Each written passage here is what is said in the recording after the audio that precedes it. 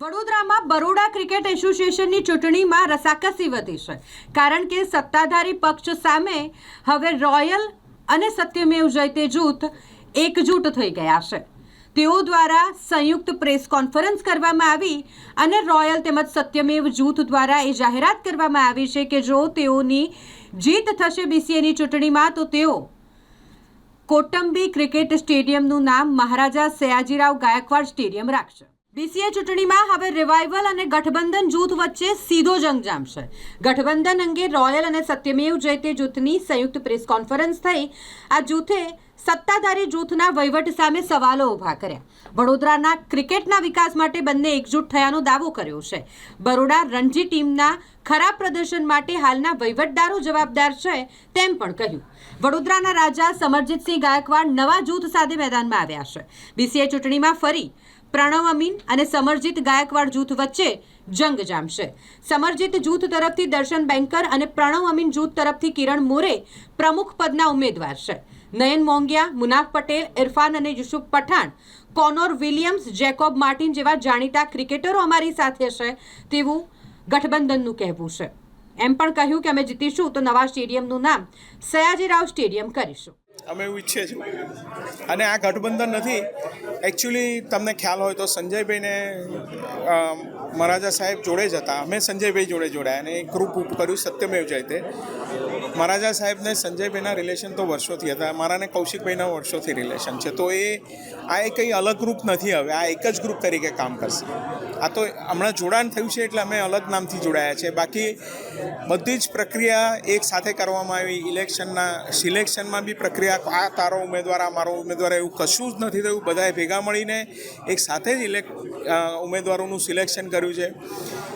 અમારી પાસે એટલા બધા ઇલેક્શનના ફોર્મ આવ્યા હતા ભરવા માટે. એમાંથી જેને અમે એમના તરફથી હતા કે અમારા તરફથી એવું નથી, પણ જે બી હતા એ ઉમેદવારોને પાછા ખેંચવા માટે બી હસતા મોડે અમારા ઉમેદવારોએ ફોર્મ ખેંચ્યા છે. તો એક પોઝિટિવ સાઇન છે, કારણ કે ડિમાન્ડ જ એટલી બધી હતી ને અમારી પાસે 31 જ પોઝિશન હતી. તો એ 31 પોઝિશન માટે લગભગ 200-250 જણનો એપ્લિકેશન્સ હતી અમારી પાસે.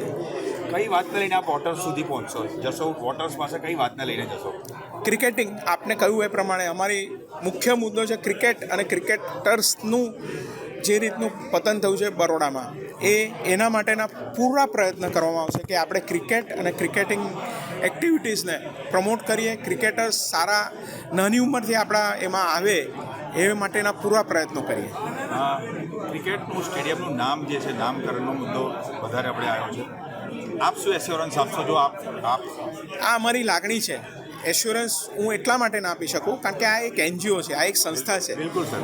એમાં એક માણસની મુનસિફીથી ચાલે એવું અમે નથી ઈચ્છતા. તો અમે બધા એસોસિએશનના લોકોનો અભિપ્રાય લઈશું અને બધા જો સંમત થશે તો ડેફિનેટલી પહેલી મિટિંગમાં જ અમે આ વસ્તુ કરવા માંગીએ છીએ. કેટલાય એસોસિએશન એવા છે કે જેને હજી સુધી બીસીએમાં એન્ટ્રી મળી નથી અને વર્ષોથી એ લોકો આના વેઇટિંગ એનું કેમ છે ખબર છે તમને? આ બધી યુનિવર્સિટીઝને બધાની પોતાની ક્રિકેટિંગ એકેડેમી હોય છે.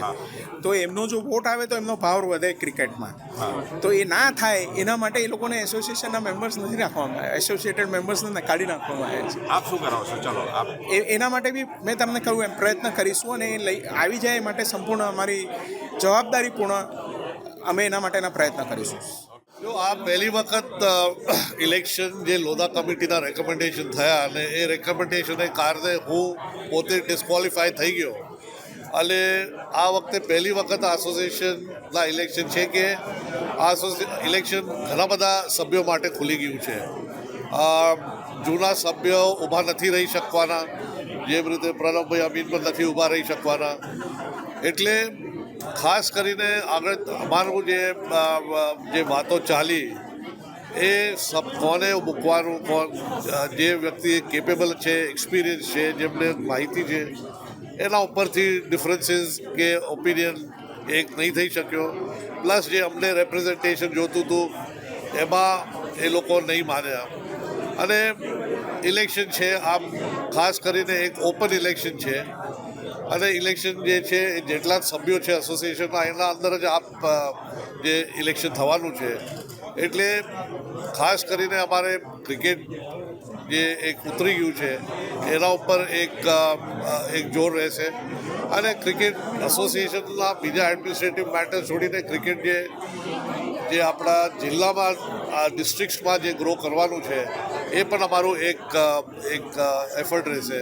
એના સિવાય એક બહુ મેં પોતે જ આ એક ઘણા સમયથી આ એક ડિમાન્ડ છે કે ઘણા બધા રણજી ટ્રોફી ક્રિકેટર જે હવે રિટાયર થઈ ગયા છે એમને હજુ સુધી મેમ્બર નથી બનાવ્યા.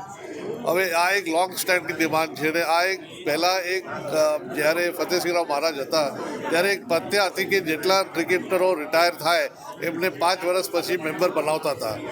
હવે એ બધા જૂના અમુક સિસ્ટમો એક ટ્રેડિશનો એ લાવવા જરૂર છે અને એ ઈચ્છા છે કે આ બોડી જીતીને આવશે તો અમે આ બધું કરી શકીએ.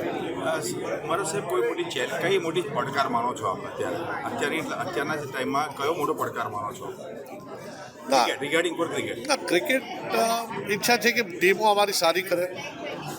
અહીંથી જેટલા પણ ગર્લ્સ બોયઝ છે એ આપણા ઇન્ડિયન ટીમમાં સિલેક્ટ થાય.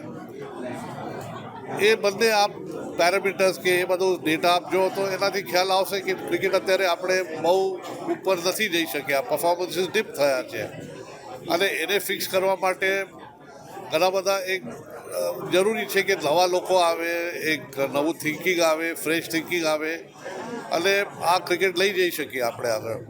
કોચનું પસંદગી સૌથી મોટી પડકારજનક હોય છે. આપની બોર્ડ બેઠું તો કેવા પ્રકારના કોચની?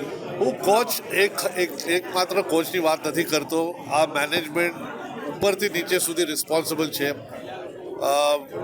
જે પ્રમુખ છે કે જે સેક્રેટરીઓ છે કે જે ક્રિકેટ જે ડિસિઝનો લે છે એ બધા રિસ્પોન્સિબલ, સિલેક્ટરો રિસ્પોન્સિબલ. હવે આપ સિલેક્ટર્સ બોડી જો કોણ સિલેક્ટર છે એમના એક્સપિરિયન્સ તમે આપ જોઈ લો. અત્યારે સિનિયર સિલેક્શન એના ચેરમેન કોણ છે, જુનિયર સિલેક્શન છે એમના ચેરમેન કોણ છે. આ સારા ક્રિકેટર અહીંયા કોર્નર વિલિયમ્સ કે જેકબ માર્ટિન અહીંયા છે આજે ઊભા. હવે એમનો ઉપયોગ નથી લેવા જતો બિકોઝ આ બધા સ્મોલ ટાઈમ પોલિટિક્સ છે, પણ આ લોકો બધા રમ્યા છે અને આ અનુભવી છે. એટલે આ બ્રોડ બેઝ કરીને આ લોકોની ઉપયોગ કરવા જોઈએ હું માનું છું.